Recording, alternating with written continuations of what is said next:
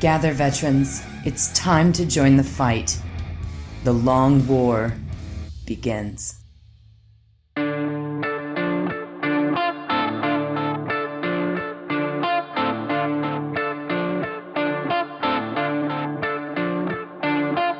This is The Long War. I'm Robbie B, and joining me once again are my partners in crime, Kenny Boucher, Mike Haspil, and Wyatt Turk from Jacket Close Painting. What's up, guys? Yo, Doc, great to be here. Hail and well met. Hey, what's up? Haspil isn't a picture today. It's actually Haspil. It's actually me. We saved him from the Phantom Zone. Yep. Wow. Haspil back from a self-imposed media blackout. I went to a bunch of conferences, like back to back. I don't recommend it. But that's my life now for a little bit.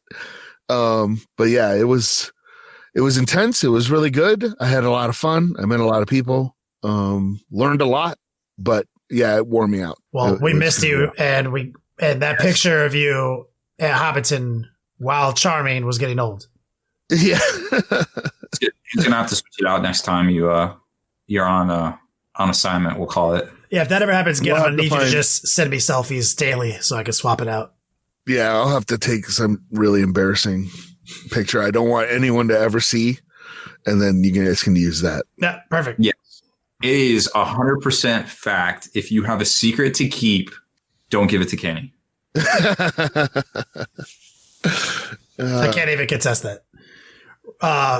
Well, now that the whole gang's back together, we're going to do our best to cover this week. Luckily, we've got Rob and Haspil with some robust news and pop culture stuff. Me and Wyatt are just going to talk about 40K at the end of the show. But first, Haspil's back, and I'm sure Wyatt knew long in advance and has a Haspil theme. Would you rather? I don't know about Haspil themes, would you rather, but I have a pretty good one. Would you rather never be able to use toilet paper again, or never have to poop again, but instead you have to sit down and pee for like 45 minutes straight to get rid of the waste? This one's easy. So I can't use toilet paper, but I can just torpedo out of shit. Yeah. I do that anyway. Like, dude, I can't. I'm gluten free. Like, you don't understand what that means when it comes to the beehole. Highly explosive. Haspil, what do you think about this one? I'm peeing for days. I mean, I'm already pretty strategic about my turn the shower on, close the door, take a shit, jump in the shower situation as it is.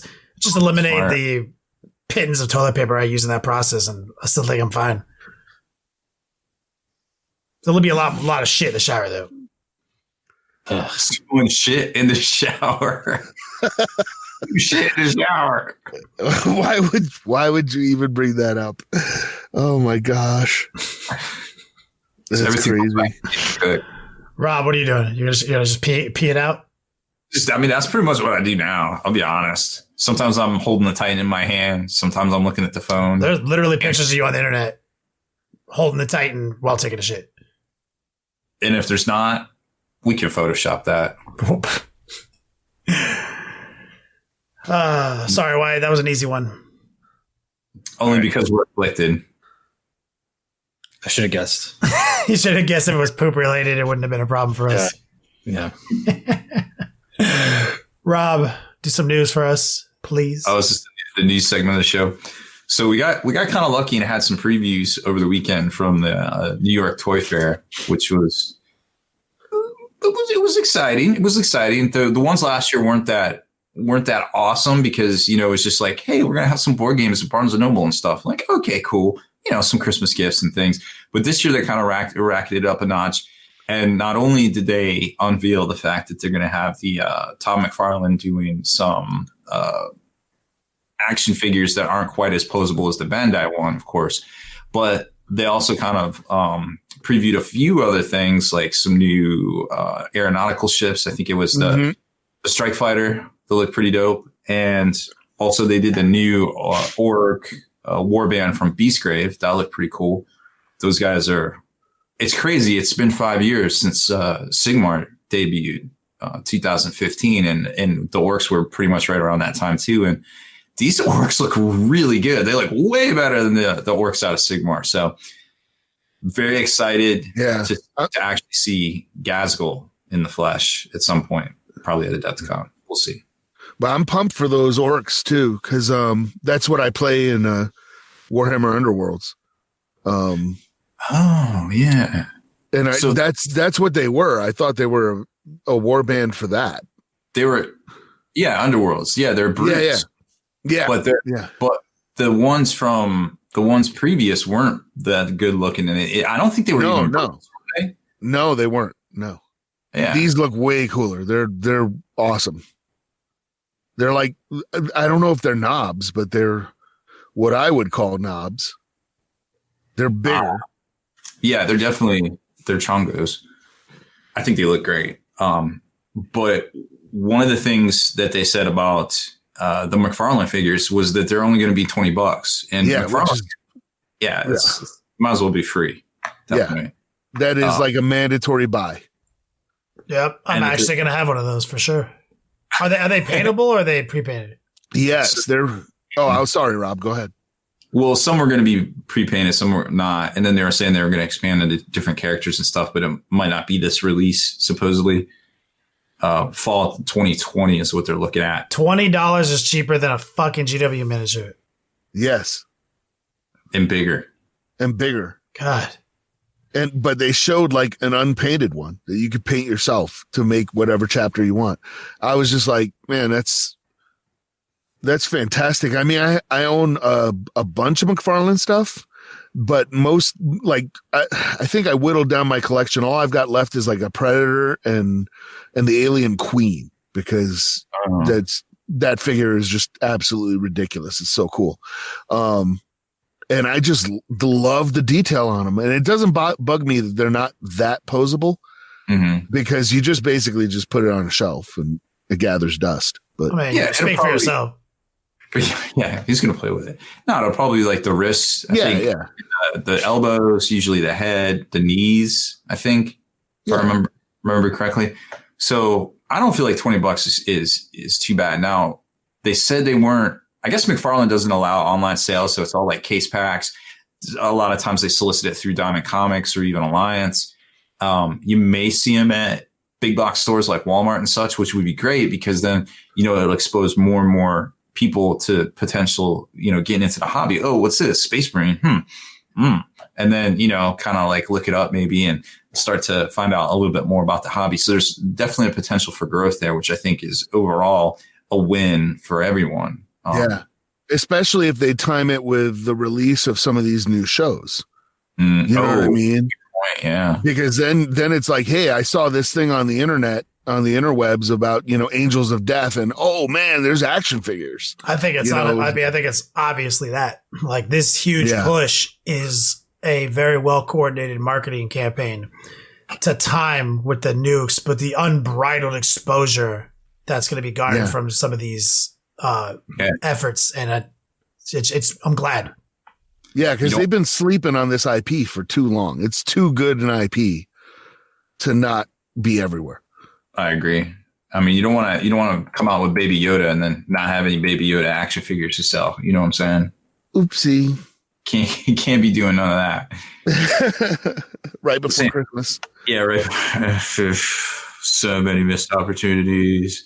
But I think that's great for the hobby. They showed some picture. Well, they had them on display, the Bandai Marine, which looked way better in person than the pictures on GW's site even. So really stoked to get that as well, because it looks 100 times better than I imagined it, just basically off what we saw from Games Workshop. Nice. And, so I'm kind of stoked about that too, but we still got they said Q2. I'm not sure where they're manufacturing these at. I think Bandai actually has some manufacturing in China now, if I recall correctly. So maybe some slight delays there. I don't know. Might not be getting it for a while then. Might be that asterisk, like, except for, global pandemics, but who knows? Which I guess is the word pandemic anyways, regardless.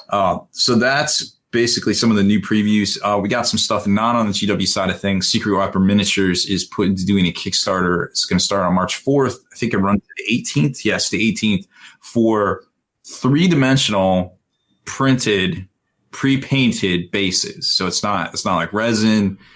Yeah, no, it's like a high res printer. So like think of like how fat mats have kind of changed the industry for how you play on a table, right? Where it's like high res images. This is like that, but there's a texturing process. I think it's in the powdering. I think it's part of the ink. I think I remember I used to be a graphic designer once upon a time. I remember processes being able to do certain things like raise things and whatnot. And I have a bunch. I have 150 here that I've been giving out as samples and looking at and playing with.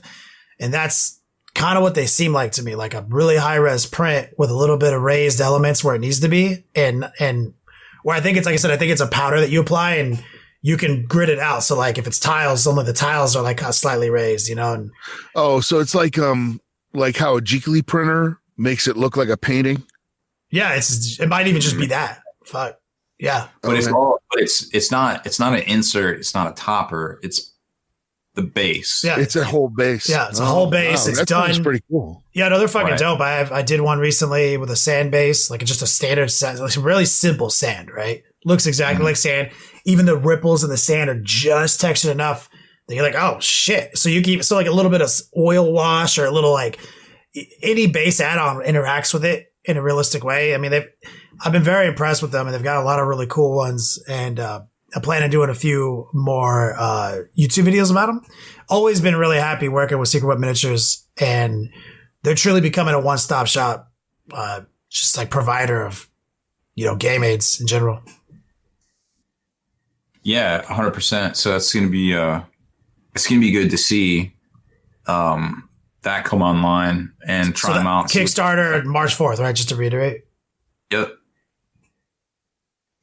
Going into the Adepticon season. So we'll know, we'll post up a whole bunch more about that. I mean, don't know what the pledge levels are going to be or anything like that, but I mean, if you right now, Secret Web Minis, roughly $20 for 10 of 32, I think ish. They $15.99 to $20 depending on style, and so just kind of keep that in the back of your mind when you're starting to compare your hobby dollars and such.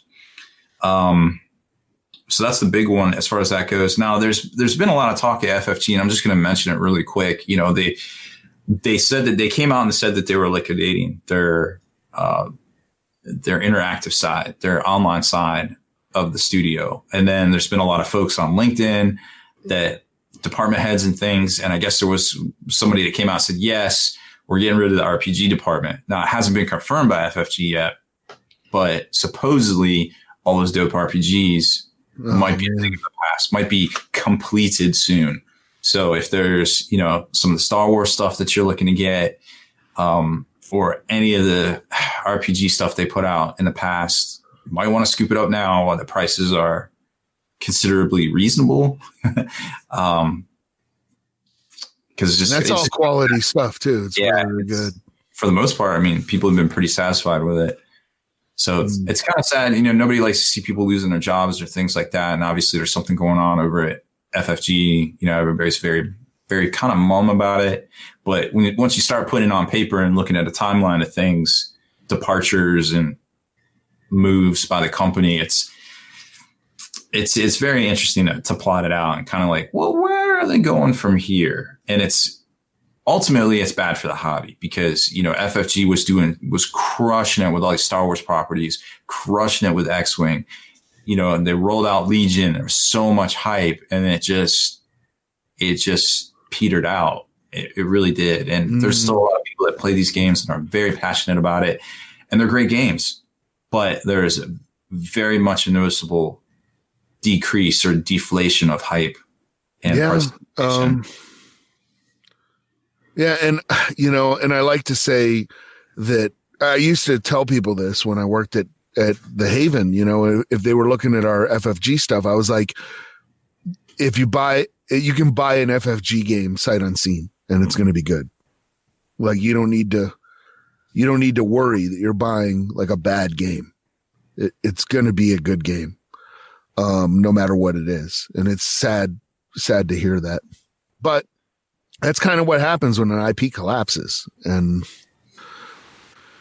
yeah, obviously we don't have enough information to kind of make a fair assessment. You can just look at stuff, but long story short, they still got stuff in the pipeline, and they're still putting out releases for Legion, and we'll just kind of have to see where it goes, And if those games are for you, you can scoop them up now, hopefully while they're a little affordable. But that's just kind of why I'm mentioning, if you haven't heard already, that's kind of where all that stuff's at. Now, as far as new releases for Games Workshop, this week going on pre-order is just the Blood of the Phoenix box split up into its new components, which would be the Howling Banshees and the Incubi for $55 a box, and Janzar and Drazar for $40 each. So about standard GW pricing, 5 elite level characters. $40 each, man. Man. Yep. Todd McFarlane, bruh. $20 for his action figure Marine. Really just kind of puts it in perspective. Yeah, it's every hobby is expensive, but you just gotta try to stretch your hobby dollars as far as you can this day and age, for sure. It is not getting easier in that department, for sure. And then last but certainly not least, this weekend coming out is the Custody Sister of Silence 2-pack box, Valerian and Alea, I think she's called. If you hadn't heard already, not supposedly, there is a bit of an issue with the rules where technically they're not fieldable in Battleforge games.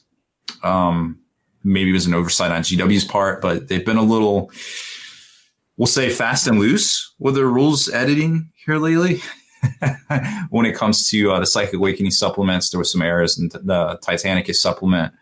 And now we've got another error where technically these aren't playable in match play, even though they have points, which also might be an error. So it's a little disappointing to see, because that definitely is a little unfortunate, because these are supposed to be like a celebration kit, right? Yeah, it's like Black Library Celebration. You can go to your stores and get the pin sets and all these audiobooks and normal books, and just they've done this in the past where like they give us a celebration thing. Cool set of little rules. Remember that one that had a cool special gun and everyone can have them? That Marine? Oh, the one. Yeah. What was it? It was just a deuter. Yeah. It was a Space Marine. Yeah, everyone you could just have one if your Space Marine army was. Yeah. And as a deuter in your Space Marine army, right? Like, he's still around. He's Legends. He's Legends now. But like, it's just like, yeah, give me a celebration thing. Give me some sweet rules. Let me make it playable. That all of those combine to create some really positive emotions about something. So it is sad and shameful that these kids come out, celebrate, and kind of looks like someone just slapped some shit together. We talked about it earlier at the last second to make them playable, and the keywords don't make sense unless there's a future codex. You know what I mean? The keywords don't make sense. You can't field them in a proper detachment. Based on FAQs with how souping works, you can't use any of that, and the points are kind of confusing, right? They're like 188 points or something. Yeah, it says points per unit includes war gear, or points per model, but it says 188. So you almost assume that that's a typo too. Yeah, 188 each is kind of strange. Yeah, I mean, you can get a Night Titan for that almost, right? No. It's like, oof. 397 points. Normal Knight. Not quite, but yeah. No, 188 doesn't make sense. Like, most buff characters and even badass characters are barely over 100 points. It's a little weird, to see it. Now, on the plus side, the models are pretty customizable. The head is separate. They come on those little the little base toppers that we saw with the sister. So they're pretty intricate, and they'll definitely stand out from the rest of your army. So the design, which is, I think they were just going to be models. Yeah, I think they were just going to be cool ass little models that you could throw in your armies, and they're just for coolness. And then someone was the last second was like, "Yo, you need some rules."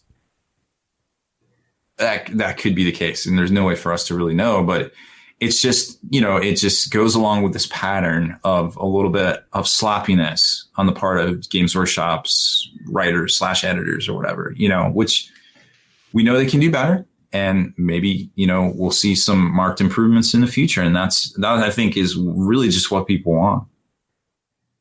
That's a good point. I'm sure that they'll release something to make them more digestible, because it's just a shame. It's supposed to be a celebration. Yeah. GW, we got you. We're here for you. How many times we can say, just send us a goddamn PDF a couple weeks in advance. We'll look at it for you. I mean, not me. I can't read, but I did my dentist terms and conditions paperwork. You wrote the terms and conditions paperwork for your dentist? No, I went to this new dentist, a year ago or whatever. And I read through all their documentation and everything. And they're their terms of service or payment or something. And they're like, all payment is due in ash within 30 days. And I was like, I think you mean cash. Cause if you mean ash, I got a fireplace. Yeah. I'm just saying legally. Yeah. And there was a couple other things, that I literally circled it on the little sheet and wrote the corrections. And I was like, I don't know. I think there might be some errors on the sheet. I want to take a look at it when you get a chance. No big deal. And I handed it to her. And then the secretary lady, the head officer, she came in while they were working on my teeth. She's like, thank you so much for that. 8 of us looked at that. None of us saw it. I'm like, so Rob is your guy, GW. I know you guys are huge fans of Rob Baer and his platform. I would rather not edit their stuff, to be honest. Just send them that PDF. I don't want my name associated. You see what happens when your name gets associated with content at Games Workshop. Matt Ward. Don't want any of that. We don't need a Godwin's rule happening here in this scenario. I think it's Godwin's Law. Godwin's Law. Not the guy that did artwork for GW. The other one. Look it up on the internet. You know what we're talking about. Sort of what happened today. But that's all the new releases. Although I would like to report that on Saturday, a wonderful thing happened. We had an event at the local game stores called Titans and Tamales. Our buddy Felix's mom made tamales for everybody, and we had 6 people playing Titanicus. Wow. It was amazing. That's awesome. I got some leftovers to go. It's great. I almost built one of the Titans from the box last week. Almost. The new box? No, I opened the box that I've had. I'll build one of these Titans. And then I opened it up and went, oh, yeah, that's why I haven't built them. It's just you're faced with just a billion screws. I was like, I am not ready for this. I am not emotionally prepared to tackle this yet. So our next segment in Haspil's triumphant return to the podcast is being turned over to him for a pop culture update. I think that's the category. I guess that's what we can call it. And I'm here. This actually ties into, since we don't know what's going on with FFG, we're speculating, but this might tie into some of FFG stuff and bring a new hope. And I'm actually talking about, in a positive sense, Star Wars. So you see what I did there. Mom, get the camera. Yeah. So there is a movement, and we've heard rumors about this for about 6 months now, maybe a little bit more, of something that Lucasfilm was working on called Project Luminous. And it's finally kind of come out, and it's called Star Wars High Republic. It is going to be kind of a sub-franchise series, and right now it's basically just limited to comics and novellas and novels. Yeah. But it is it sounds to me like in the genres there's grimdark, which we're all familiar with because of 40K. There is the opposite of grimdark called Noble Bright, and that's what these books sound like to me. They are set about 200 years before the Phantom Menace, so at the height of the Republic, hence High Republic. Golden Age of the Jedi Order before the corruption in the fall. Exactly. It's going to concentrate mostly on Jedi battling this new enemy, well, new to us, called the Nile. And something... What's that? They called them Space Vikings. Yeah, when they said that in the thing, I was like you don't know about Space Vikings, like where the Space Wolves got you. We got that covered, but man, okay, if you can give me Jedi fighting Space Wolves, I am so in. It's not even funny. Son of a bitch, I'm in. But yeah, so that's the whole idea behind this. We're going to start seeing it roll out later this year with books and stuff like that. There is a little bit of controversy on the internet because they put out this, imagine that, right? But they put out this like hype video showing, I guess, the main writer's room of the folks that were creating the Bibles, and this is the rules for this type of for this era of Star Wars, and they showed a whiteboard that was very clearly from a brainstorming session or something, and there are some words on the whiteboard that like straight triggered a lot of fanboys. Yeah, so it's just funny because I think one of the words on there was like dinosaurs, and I'm like, dude, you have to put yourself in these writers' shoes, right? If they're like, hey, we're going to make this thing, we want to film the whiteboard and we're going to put it on the internet, I am going to write some insane stuff on that whiteboard. Like the whiteboard from Cabin in the Woods. Yeah. So I know if I was in that room, even if I had no intention of doing that, I literally would write like Laser Raptors time travel. Yeah, they should have like Jar Jar Binks Sith Lord ? Exactly. Just put something on there. Like Jar Jar Binks Sith Lord would be absolutely perfect, and it would just set off these ripples on the internet, and you could just sit back and laugh and just be like, haha, that was a funny joke. Are you guys at least like somewhat monitoring the chat for how many awesome weed jokes we're getting from Star Wars High Republic? Yes. No, I had not seen that. It's solid. I just want you guys to understand in chat as we do this live that I am very pleased with these quips. And back to you guys, Will.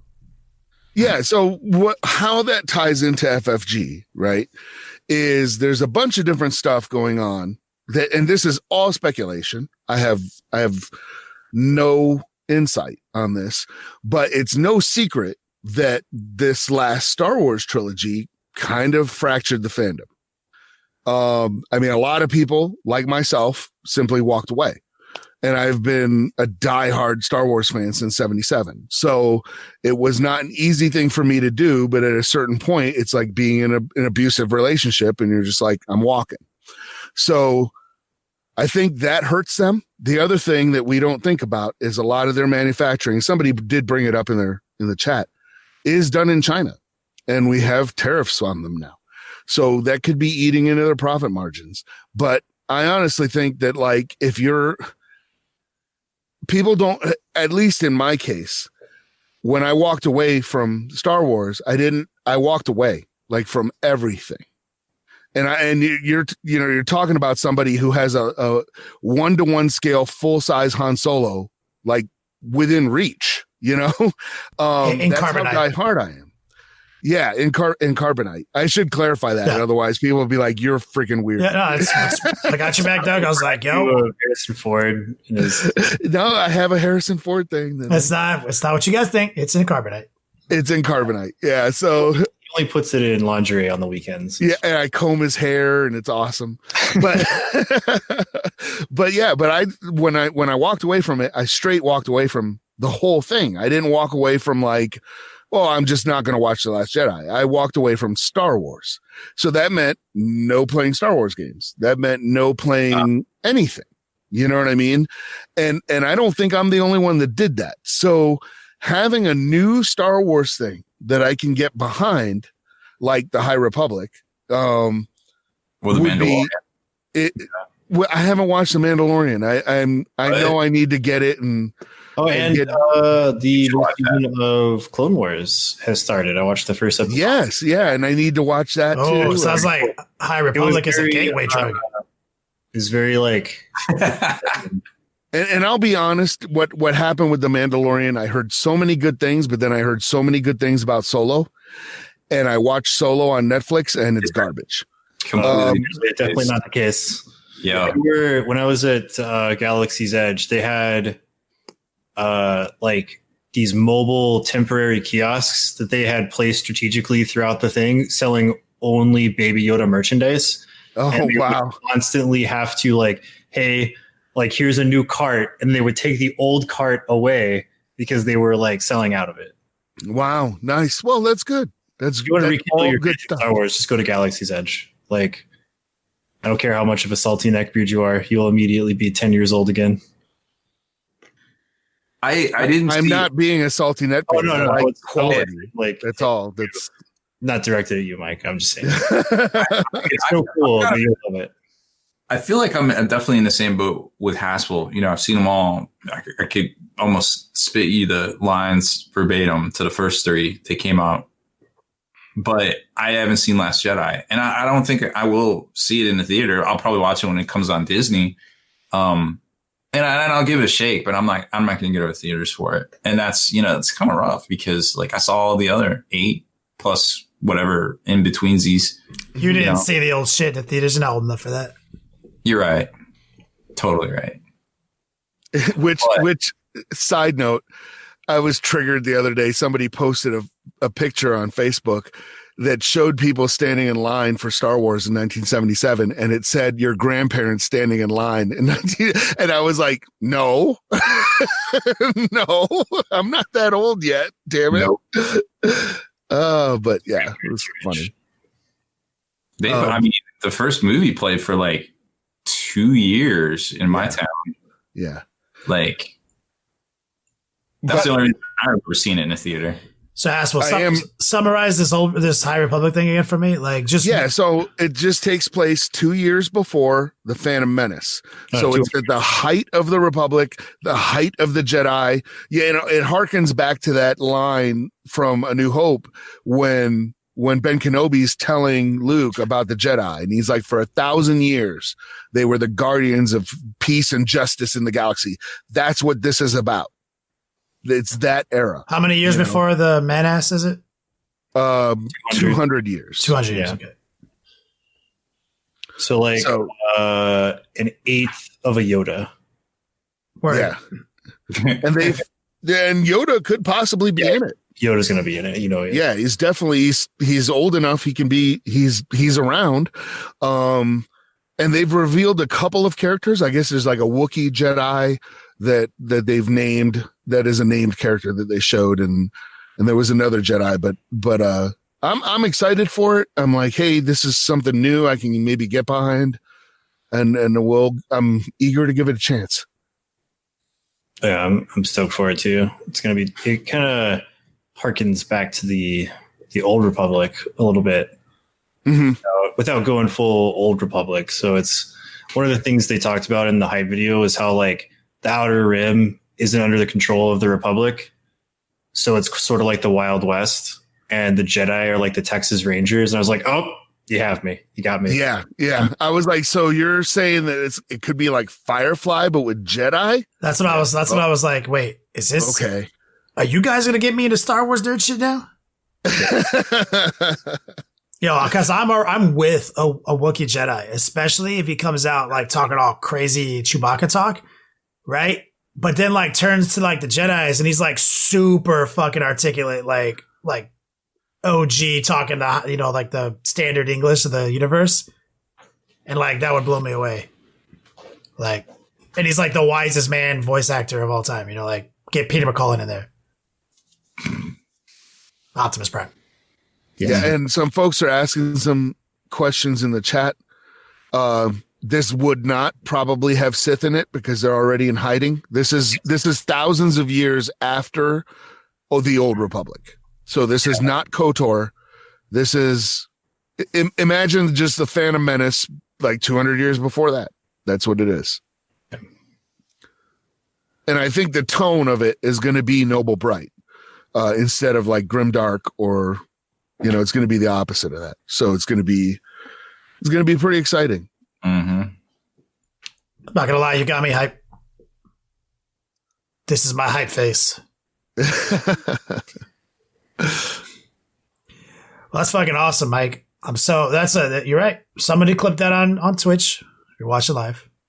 So that like 3 years from now, when he hates Star Wars again, we can remind him how awesome the High Republic was, and that there's hope. There is always hope.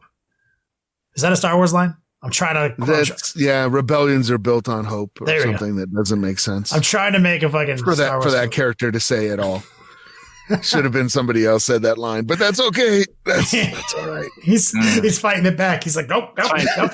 Just go to Galaxy's Edge. It'll all be okay, Mike. We're all gonna go to Galaxy's Edge together because I want to go. And I want to get a Baby Yoda doll. We're gonna go to Galaxy's Edge. We should just meet up with Haspil and go in August in Florida. No, let's not do that. Oh, yeah. I'll drive there though. You like it when it's hot. You're like a fucking lizard or something. Yeah. Is Rob a lizard man? Yeah. Is he a reptilian? Secretly? Is that why you don't age? Mm-hmm. He just gets new skin suit every few years. Yeah, brand new skin suit. Molt the skin. Yeah. Oh my god. That is hype. Anything on the writing front, Haspil, before we go jump into some 40K shit? No, the story is on submission, and that could just take a while. It takes, legendarily, when I did Graveyard Shift, that took 7 years. So hopefully this one won't take that long. Hopefully we'll get word back. If we get, the cool thing is about stuff now is that in the before time, if you got rejected, then you went to a different publisher, and if they rejected you, you were done. Like, that story just sat there. Nowadays, I'm targeting a couple publishers that I really can't talk about, and if they pass, I'll put it out myself. So it'll come out hopefully this year. If the only way it wouldn't is if they wanted to if a publisher bought it and then wanted to bundle it together, because this is a shorter, it's not a full-blown novel, it is a novella, so it's shorter. So I could see them saying, hey, let's bundle it with like another one, which would mean that I'd have to write another story, so that might push it back further. But otherwise, we should hear really any day now whether it'll be go or not, and if it's not, then I just need to record the audio and then it'll come out. So it'll be fun. What can we look forward to you turning your Patreon back on? Well, when I start making content again, because I don't want to. That's my whole thing, is I don't like having it on and not putting out content. And I might actually have a new QFD podcast this week.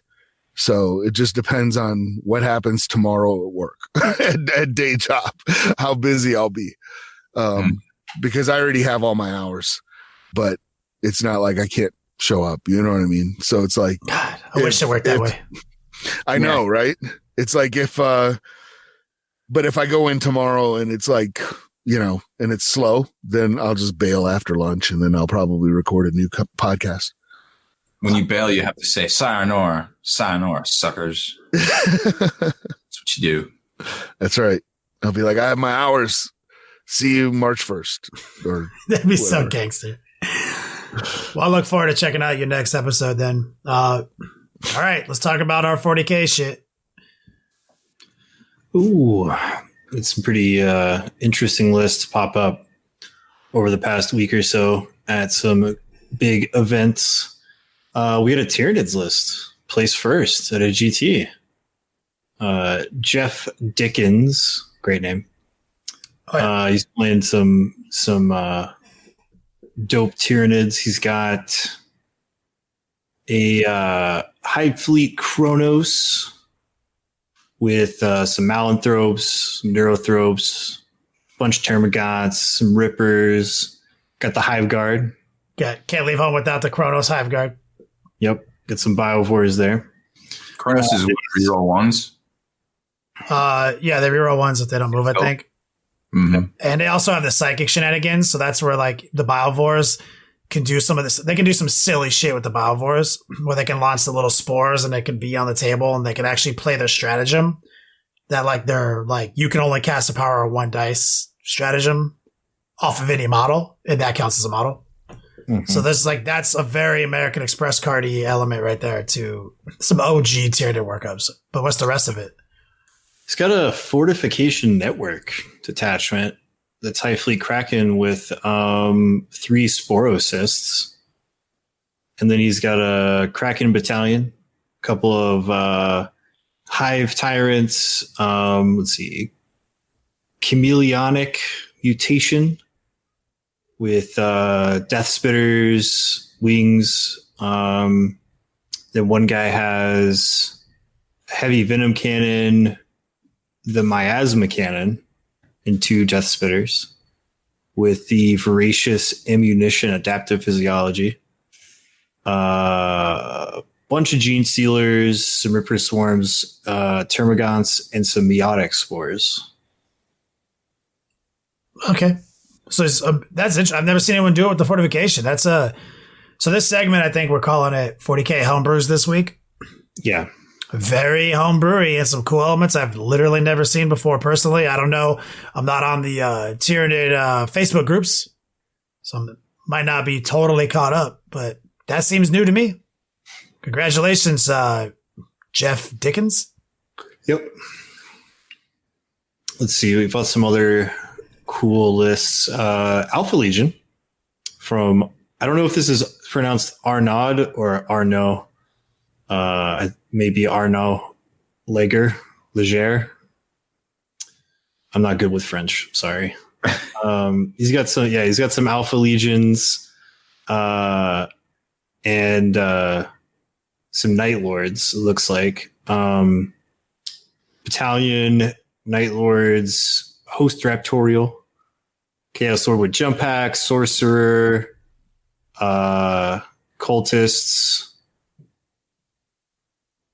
Yeah, what for fast? Cultists. Warp Talons. So those Warp Talons that apparently didn't work for you, worked for him. They didn't work for me because I played Knights, but if I can see them working in a lot of other versions of the list, and it's Alpha Legion too, right? So as I'm reading this, I realized that whoever wrote Alpha Legion did not actually read the list. There's no Alpha Legion in the list. So good job. It's Night Lords and Emperor's Children. Oh, word. Oh, Emperor's Children have some other shenanigans. Does he have a pair of lords in that one too? So he's got a battalion with a Demon Prince, a Dark Apostle with the Dark Disciples, and then he's got a boatload of Noise Marines. 20,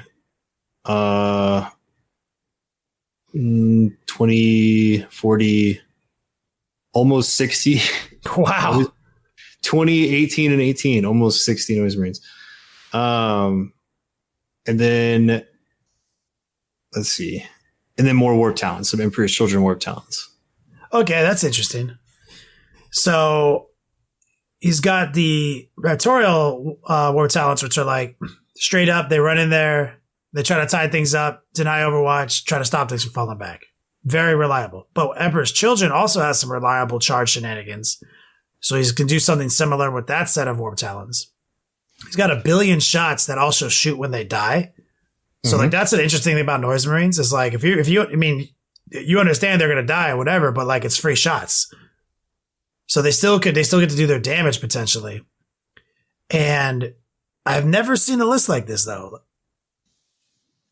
Like, 56 Noise Marines. Like that is a lot of Noise Marines. That is a fucking crazy list. And he did well at a GT this weekend, or I'm not sure where was that? Was that the Hellfire? That was at Hellfire? Let me see. Hellfire Hobbies up in Quebec. Possibly. It checks out. It doesn't say in your thing where it's from. Fuck. Either way, man. Proud of this dude for playing that list. That's an awesome list. Obviously, to address the chat, Iron Hands won a lot of tournaments this weekend. Yes. So, in news, Iron Hands won a bunch of tournaments this weekend. We're still firmly in the Iron Age, under the Iron Curtain. Yes. Oh, that's good. So, solid homebrew chaos list. That's dope. Yeah. We've got a custodies list. Oh, yeah. Patrice Antoine Trudel. He's got a battalion. Is that like the Prime Minister of Canada or something? No. So he's got Shield Captain, Terminator, Shield Captain on jet bike. And let's see. Custodian Guard, Sagittarium Custodies. Gotta get that troops. Which are the gun wielders and not the spear wielders. Then he's got Vexelis Praetor, some Venatari Custodians. Those are the jetpack dudes, right, Rob? Venatari, yeah. Yeah. Oh, I fucking love those guys. Yeah, and then he's got Virtus Praetors. And then he's got a Supreme Command, another Terminator Shield Captain, Shield Captain with Axe, and another Shield Captain on Dawn Eagle jetbike. Well, that's a super fucking awesome custodians list with he's got jumpy guys, he's got, shooty guys, he's got big dick bandit fucking HQs. Yo, I love the look and the feel of that army. And so he did well. Do we have any reportings on his performance? Are these all winners, Rob? He was probably towards the top if we pick that list. So you look at the top and you pick out interesting lists that aren't Iron Hands, essentially. Yes. Yeah. Well, the new changes to secondaries like gangbusters, where it can only be done on non-troop choices. That's actually like a really good thing for custodians because gangbusters as units entirely composed of models with 3 or more wounds, and but it's non-troop choices. Non-troops now, and that's kind of big for them. So you can't just pick off these units. That's pretty fucking awesome, man. I like that. Keep up the good work, guys. All right, and we got a Grey Knights. Pretty cool to see them. Francis Brodier Durand. All these guys must be like French Canadians because I can't say their names. That was that event. Then this, right? Can't Rob? confirm. Yeah. Let's see. So we got a battalion, Grandmaster Nemesis Dread Knight, the Sanctic Shard Relic, Warlord Trait Lore Master. We got Voldus. We got Grey Knight Chaplain. 10 Grey Knight Terminators. 2 strike squads.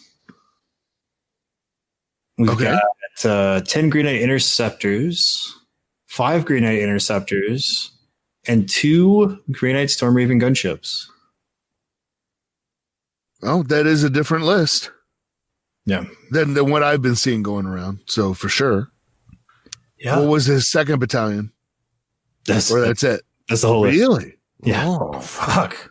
That's crazy. That's awesome because it's got a lot of tools. The thing is, just with the addition of the tides, it's really up to power level. Yeah. Like the fact that in a pinch, he has some good characters hiding behind he can honestly load, I think, all those characters in the Storm Ravens if he wanted to protect them. He could. I'm not saying that's what he's doing. I'm just saying he does have enough stuff, including the Storm Ravens. Actually, now I understand it. The Storm Ravens can boost out in front, do what they do. They still damage things. You're never going to be able to shoot the characters because Storm Ravens exist and all the other stuff. And he doesn't have a brother captain, right? So he can't extend his smite to 24. No. So when you get in that clutch 12 inches, he can do a lot of mortal wounds in a pinch, but he's going to be leaning heavily on the shooting side, doing a lot of damage there. And he's done actually a surprising amount of mobility with jumpy guys, Storm Ravens, and anything he wants to load into a Storm Raven. So interesting list. Sure. So he won some games with that, which you never would have thought last year. No. Brutal. No. Before that Psychic Awakening came out, that list would not work. I can see. There's some teeth there. Man, I love the new Grey Knight stuff, man. I think about it all the time. How it's just a simple, here's a new set of rules. Some new teeth. It was very well done, and it makes them instantly viable. It's crazy how just a little tweak here and there could really make something so good so fast. I mean, it's got me thinking on new ways to play my army. Like, not like I'm like, oh man, if I made a Grey Knight army, these are the things I want to do, and this is how it works. And then I'm like, well, I'm never going to make a Grey Knight army, or at least not soon. Is there a way to make like what I've been playing, select a different set of units to kind of operate this way? So it has me thinking about all sorts of tricks. And so I love it when things come out like this that, force you to scheme better, and scheming is my addiction. You're not wrong. Is that all our homebrews? Yep. Probably going to be a shorter episode than normal. Kind of been a couple of slow news cycles, huh, Rob? Yeah, it seems that way. Although they did put the old Imperial Armor books from Forge World on last chance to buy yesterday, I think. So chances are we'll be seeing new Forge World rules sooner than later. Yeah. And they were tempting me because they put the Valhallans on last chance. And Wait, I'm like, you made man, the order? the what? Made to order? Yeah, made to order. They put the Valhallans on there. And I'm like, between the Valhallans and the Vestroyans, I was like, man, I would like to run an IG thing to run with my Space Wolves. And those are the two kind of IG the aesthetics factions that you want for. Yeah. But they're metal and they're expensive, very expensive. We need like at least 32, right? Yeah. So I'm like, pass. Because honestly, I'm not going to play. I was joking about this, but what practically happened to me was I was gung-ho for sisters, and I already have a ton of sisters, so I was like, I'll build this box, and then afterwards I'll pick up like an extra exorcist and Junith and a couple of other units and everything. And then the Psychic Awakening dropped, and I was like, they're dead to me. Like I was like, Grey Knights, I'm back. Offer your apology tour since 5th edition.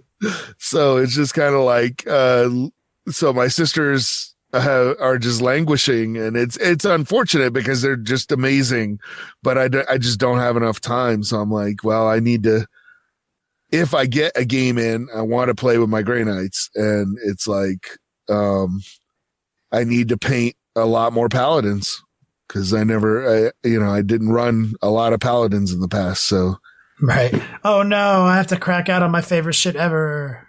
Yeah. And my paladins, like my paint scheme look a lot like Custodes because my whole army is very traditional Grey Knight, silver.